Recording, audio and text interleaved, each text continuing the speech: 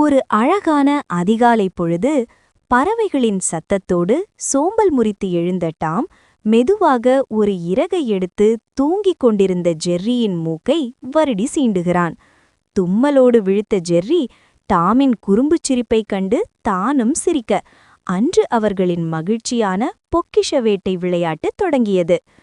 தோட்டத்தில் மறைத்து வைத்திருந்த துப்பட்டியை ஜெர்ரி ஒரு துப்பறியும் நிபுணர் போல கண்டுபிடிக்க டாம் கைதட்டி உற்சாகப்படுத்துகிறான். அடுத்ததாக ஜெர்ரி ஒளித்து வைத்த சீஸ் துண்டுகளை டாம் தனது கூர்மையான மூக்கால் தேடிப்பிடிக்கிறான். விளையாடி முடித்த இருவரும் சேர்ந்து சமையலறையில் ஒரு சுவையான சாக்லேட் கேக்கை ஆசையாசையாய் சமைத்து உண்டு மகிழ்கிறார்கள்.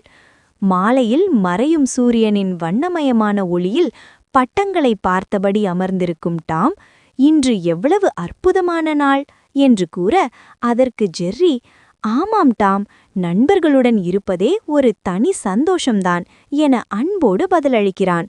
அந்த இனிய நினைவுகளுடன் இருவரும் ஒருவருக்கொருவர் துணையாக உறங்கச் செல்கின்றனர்.